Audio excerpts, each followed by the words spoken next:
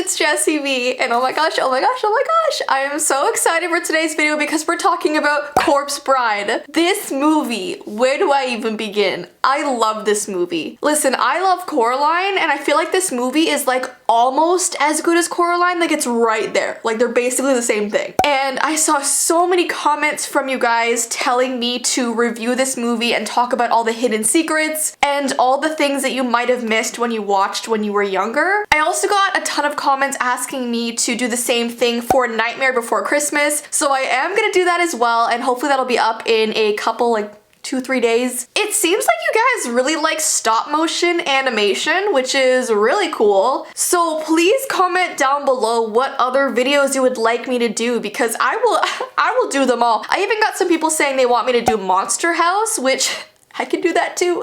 Your wish is my command, you know what I mean? But yeah, today we are going to be covering Corpse Bride. But before I get started, I do have a very exciting announcement. I'm going to be doing yet another virtual meet and greet for you guys. So I did one, I think, a couple months ago, and I'm doing another one on a different platform. And the ticket price is a lot cheaper than the last one, so that's always good. So it's gonna be on Saturday, April 13th, and it starts at 7 p.m. EST. It goes for 2 hours, and basically you can choose your time slot. So there's exactly 60 time slots, so that's 60 tickets. There aren't any more, so definitely get yours before they sell out. But basically you'll be able to hang out with me, talk to me like face to face no matter where you are in the world, which I think is absolutely amazing. So if you would like to meet me on Saturday the 13th, the ticket link is down below in the description. The price was brought down since last time, and yeah, I'm just so excited to meet you guys. We could talk about Coraline there, or like whatever you guys want to talk about. Alright, so let's get right into this video. Things that only adults notice in The Corpse Bride. And I feel like some of you might have been offended last time I had that as a title. Really what it means, like to sum up the meaning of this title, is just things that you may not have noticed when you watched this movie for the first time or when you were younger. And even if you did notice these things, maybe you didn't realize the deeper symbolism, you know what I mean? So it's always interesting to do these videos because you guys might be watching and you might be like, wow, I've seen that film 50 times, but I never noticed it. It was the same thing for the Coraline video, like so many of you guys were like mind blown. And speaking of the Coraline video, I am doing one more Coraline video for you guys coming up in a couple days because so many of you guys commented on that video with your own fan theories and things I never even noticed. So I'm doing one more Coraline video where I read and react to the theories that you guys came up with about Coraline because whoa, they're mind blowing too. But anyways, we're talking about Corpse Bride today, so Corpse Bride has my full attention right now. So here's the very first point. Many of you may not have noticed or known about this, but the Corpse Bride is actually based on a Russian Jewish folktale, which I had no idea about until I researched for this video. So this is how the Russian folktale actually goes, and it's very similar to the movie. Once upon a time, there was a young man who lived in a village in Russia. He was to be married, and he and his friends prepared to go to the village where his bride-to-be lived. It was a 2-day walk from his own village. So he's engaged to be married to this girl, so him and his friends were going on a little trip to go and meet her. So because it was a really long journey, they decided to take camp in this forest by a river. And this man who was engaged to be married, he was walking through this forest where they were camped out, and he saw this unusual looking stick coming out of the ground. It kind of looked like a finger. So this man and his friends were laughing at it. They thought it was hilarious. They were joking around, and he thought it would be funny if he took his wedding ring and put it onto the finger of this weird looking stick. Sounds familiar, right? What's different though about the movie and this folktale is that this man started doing the wedding dance around the stick. It was like, whoa, da, da, da, da, you know, like a wedding, I don't know, whatever a wedding dance would be. And him and his friends were dying of laughter, but that's when the hand started to move and out of the ground came this creepy, disheveled corpse. Of course, in this real life folktale, she was a lot scarier looking than the animated version because her skin was falling off. She was like, there's spider webs all over her. She was gross. She was disgusting. So I guess Tim Burton found out about this folktale and decided to base his movie off of that, which I thought was so cool. The next point that you guys may not have noticed is that the grave that Emily is buried, she's right in front of this really creepy big tree, right? Well, that tree is the same tree that Tim Burton used in Sleepy Hollow. They just made it into like an animated version, and they slightly changed the shape and made it more, you know, unique to that movie. If you guys have never seen Tim Burton's Sleepy Hollow, it's such a good movie. Johnny Depp is in that movie as well, but it's a story about the Headless Horseman. It's really creepy, really eerie, and that tree I've always found to just be so cool looking and creepy, so I love how he incorporated that into Corpse Bride as well. The next point, I wish I never read this because it kind of ruined the movie for me. Victor puts the wedding ring on the wrong finger.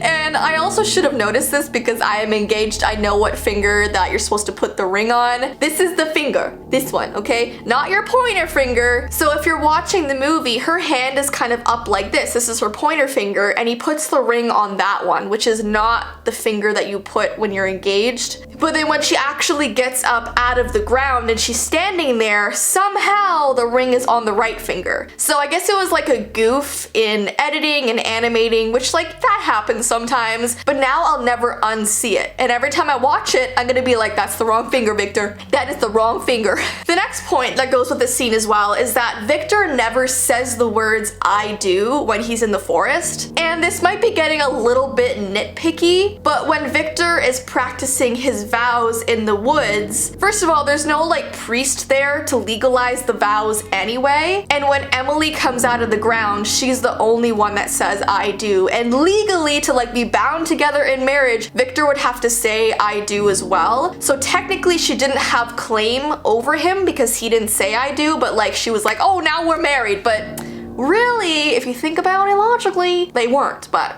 it's okay.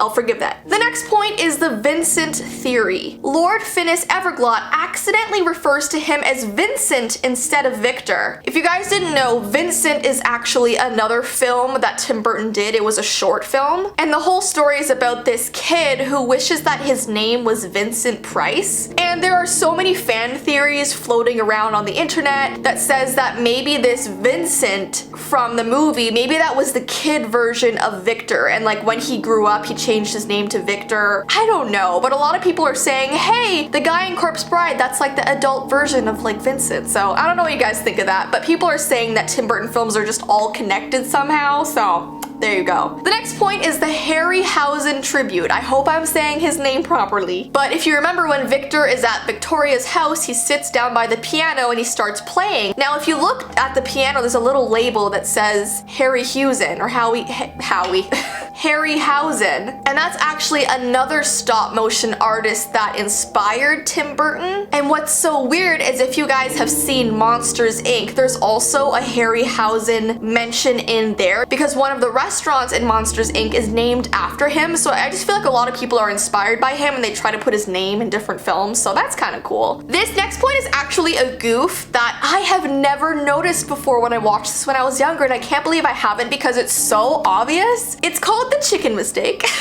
which sounds kind of weird. But in the scene where Lord Barkis and Victoria are having their like wedding dinner, you can see that all of the guests are served chicken. Like they're all sitting there with this plate with a big chicken on it, every single person there. But then when all the skeletons come and like interrupt the feast, suddenly their chicken has been replaced by soup.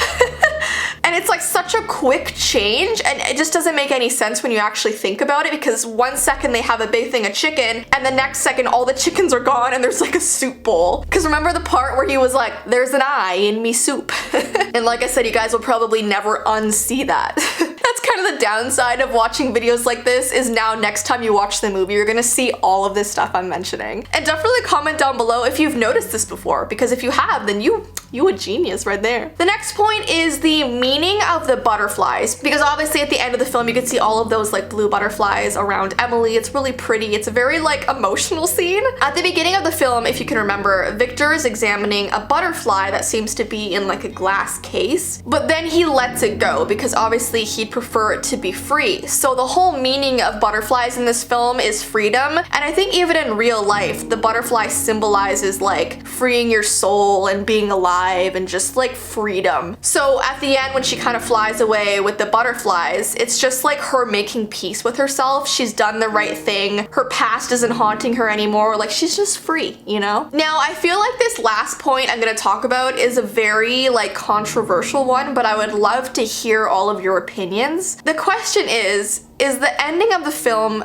actually a happy one? Are people actually content with how the film ended? Was Victor actually happy? Because the way it ended, it almost seems like it was intended to be a happy ending, you know, with Victor and Victoria ending up together. But from the audience perspective, watching the film, you kind of wonder to yourself, would he have been better off with Emily? Especially because Emily and Victor were the main focus of the whole entire film, and they ended up getting so close by the end of it. You know, they grow fond of each other, and think about that classic scene where they're sitting at the piano doing the duet. That scene was so intimate and so special, and it's just so confusing because maybe he's just torn. Like, I feel like he'd be just as content living with the dead and living with Emily as he would be living with the living and living with Victoria. This is like a tongue twister, guys. I mean, think back to the start of the movie, and this is why the whole thing is confusing, is because at the start of the movie, Victor meets Victoria, they instantly have a connection, and you're like, yeah, I want them together. But then he goes and he meets Emily, and at first she seems so annoying and so mean. She basically seems like a monster.